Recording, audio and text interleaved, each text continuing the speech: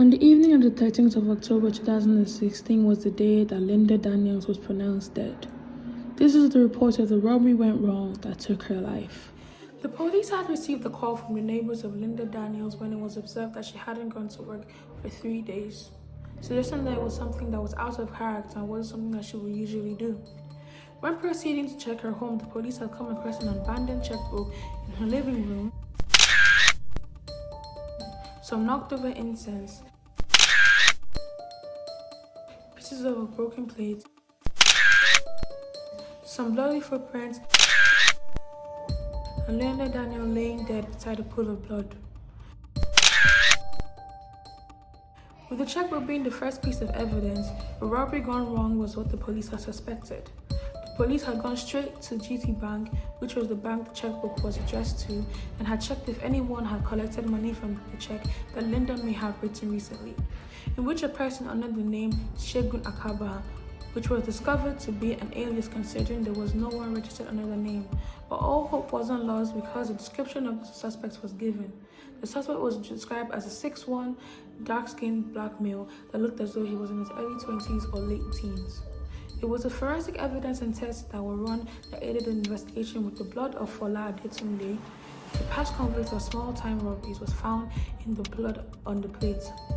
The police had then proceeded to go to Adetunde's house, in which he was questioned and denied all charges of involvement.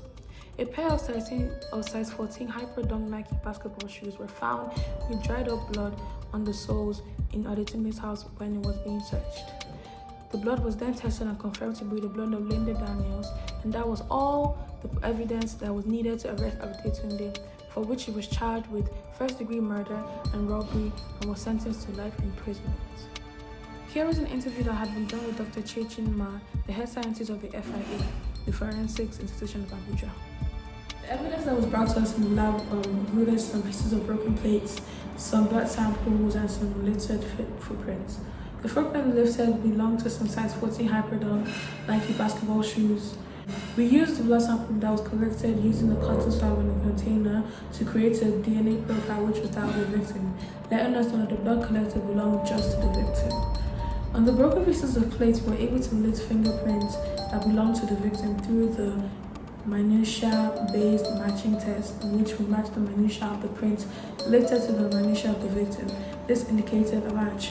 Interestingly, there was some blood collected from the plates that we confirmed that didn't belong to the victim, and that was when we knew we had a big break, seeing that the blood most likely belonged to the perpetrator. We will now show a clip of an interview with Joseph Daniels, our brother. Got the call my sister was murdered on a business flight to Louisiana. When I got the news, I was just so devastated. So sad. She didn't deserve this. This was what was believed to have happened. Viewers be advised, there are some graphic contents that are going to occur in this clip. Adetunde had entered Linda's residence by climbing her fence. He then made his way to her front door and proceeded to pick her lock using a device of some sort. He had then succeeded in opening her door and silently made his way into the house, making as much sure not to make any noise. Gently closing the door, he then proceeded to walk into the house. This was where he accidentally knocked on an incense that made a very unavoidable loud noise. This noise was then heard by Linda upstairs, where she woke up from her sleep, put on the lights, checked her phone, just the usual. Then she decided to get out of bed and go check what it was that made that sound.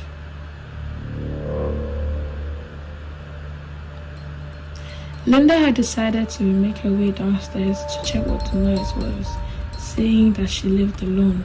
She was curious and alarmed. This was where, unfortunately, she met her perpetrator. He had covered her mouth and forced her to take him to where she kept her check. This was then kept in the living room in a cabinet, which Linda reached for and began to write him a check. He waited impatiently. After writing him the check, she had given it to him, in which he proceeded to turn around and put in his backpack. Linda then made the decision to throw the checkbook and run to the kitchen back door. Unfortunately, it was locked, so she ran towards where her plates were. Adetunde then ran from the kitchen, in which Linda then threw a plate that scratched him and where the blood was transferred onto the plate. Adetunde now made his way towards Linda, slapped her, and then he carried a knife which he decided to approach her with. This was the murder weapon. He then stabbed her to death, blood flying in the air,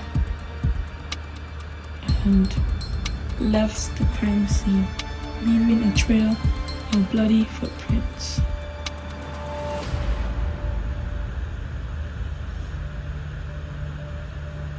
This was how Adetunde left the crime scene. Finally, we will have some final words from her brother.